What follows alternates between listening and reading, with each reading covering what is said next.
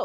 তো ওই দুপুরবেলা ওঝা যখন এসছে, সঙ্গে পঞ্চায়েতের মেম্বাররাও ছিল, আরো আশেপাশের মানুষ এসছে দেখার জন্য, ভূতে ধরেছে কি করছে না করছে, ইন্টারেস্ট, আউট অফ ইন্টারেস্ট এসছে। হ্যাঁ, তো তখন ওঝা ভূতটাকে, মানে পঞ্চায়েতের সামনে কিন্তু, ইনফ্যাক্ট যেই লোকটা চালনা করেছিল ওই লোকটাও কিন্তু ওইখানে ছিল। হ্যাঁ, তো ওঝা ওকে জিজ্ঞেস করছে, কেন ধরেছিস ওকে? তো বলছে, হ্যাঁ আমি ধরতে যাবো কেন, আমি ধরতে থোড়ি না চেয়েছি, আমাকে তো বলেছে ধরতে, তাই তো ধরেছি। বলছে, কে বলেছে? তো পঞ্চায়েতের মধ্যে বসা, হ্যাঁ, আঙ্গুল দিয়ে বলছে, ওই যে, লোকটার নাম বলে দিয়েছে, ওই ও বলেছে ধরতে। আর না, ওর গলার আওয়াজ নাকি একটু নাকে নাকে, ওই যে ও বলেছে আমাকে ধরতে, আমি কেন ধরতে যাব? তো বলছে, তখন তো যাকে আর কি বলছে, ও চাই কি উল্টা পুল্টা কথা বলছিস, আমি কেন দেবো? একদম মিথ্যা কথা বলবি না, আমার কি ঠেকা পড়েছিল রে ওকে ধরার? তুই তো বলেছিস ওকে ধর, না হলে তুই আমাকে খেতে দিবি না। তো বলছে, এই বলতে বলতে কি হয়েছে?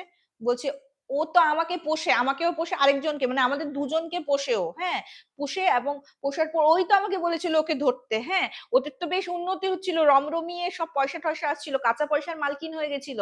ওর জন্য বলেছে ধরতে, ধরে একটু শিক্ষা দিতে। হ্যাঁ, কেন ওদের পয়সা হবে এত? ৩টা করে ভূত পোষে, এবং ভূতকে দিয়ে নাকি নিজের কাজ করায়।